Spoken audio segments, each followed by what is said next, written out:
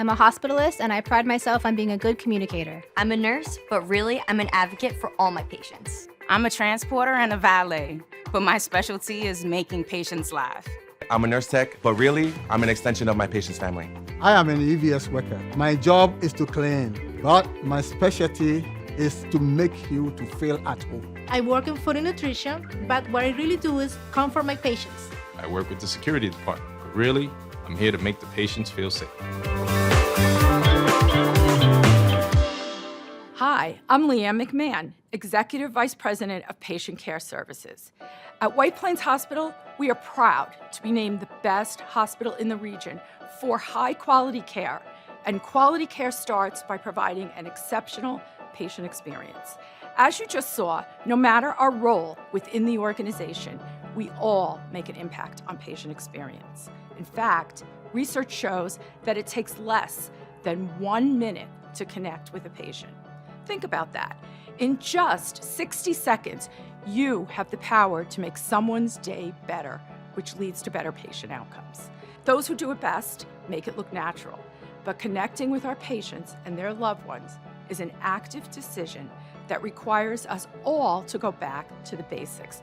Let's make every minute count.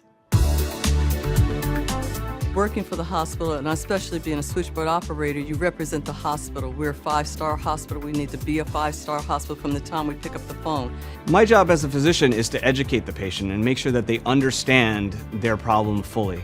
I want them to be able to make their decision in the most informed fashion as possible.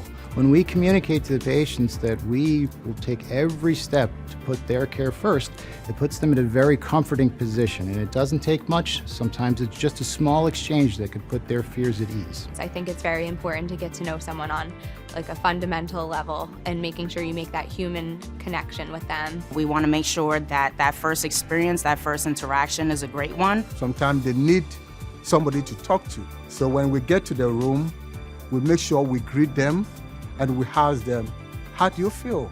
I've had family members in the hospital. I would want them to be treated as nicely as I could treat somebody else. We laugh a little bit, you know, we talk about things that aren't pertaining to whether they're there in the hospital in the first place. Bond about the small things. Whatever it is, are you from the same part of the world? One of my patients, she was an elderly Chinese patient. It turns out that she's from the same Chinese province as my husband, and they speak the same rare dialect. So that was a fun coincidence. Family, children, grandchildren, what's most important to them. And in doing so, just helps them feel seen, heard. I see probably my grandpa, my grandma. Okay, why not do that I always do with my grandpa or my grandma? The little things make the difference. One morning, I came into my patient's room after I introduced myself. I said good morning, asked her how her night was, wrote my name on the board with my signature smiley face. After that, she asked for a cup of tea because she had a rough night. I gladly gave her a cup of tea, and she felt comfortable with me for the rest of the day and knew that I was someone that she can trust. I worked with a patient who was very confused and was having trouble taking her medications. So one of the things that we do, especially with confused patients who have dementia, is give them what we call a lovey. I said, Lovey's going to take some medications tonight. And she said, okay. I then looked at her and I said, it's now time for mommy's medications. I gave her the medications and she swallowed them all. We focus so much on the medicine aspect, and it's important for us personally to go and connect with the patients on a one-to-one level and make them feel safe. So I had a patient who was unfortunately end of life, and I was able to walk into the room and see that her hair was matted. I stood by her, I detangled her hair, and I placed these 2 beautiful braids in her hair. And it was important for me to be able to do that for her. I wanted her to go out looking beautiful.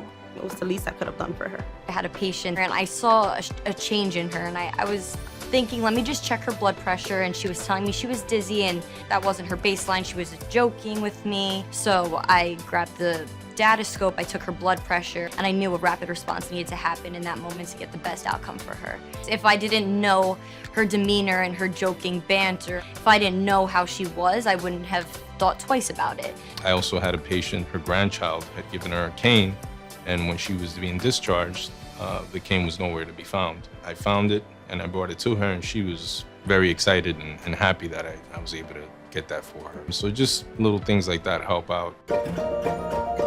This is a place we come because we love it, and it's based on that culture, that family, and that patient experience is really the byproduct of our team engagement and team experience. Hey, we're all very busy, and just 1 minute can change a patient's day. As I walk through the halls, I see a tremendous sense of pride in all of you, and you have a lot to be proud of. As you know, we were awarded 5 stars by CMS for our quality of patient care, and we've achieved it because of the care that you provide to our patients. Thank you for that. But now I want to challenge you.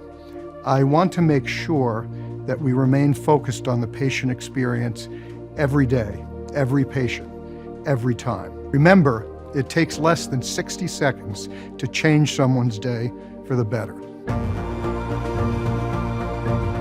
Remember, it's only 60 seconds to 5 stars. It's only 60 seconds to 5 stars. It's just 60 seconds. Just 60. To 5 stars. To 5 stars. To 5 stars. 5 stars. 5 stars. 5 stars. 60 seconds, 5 stars.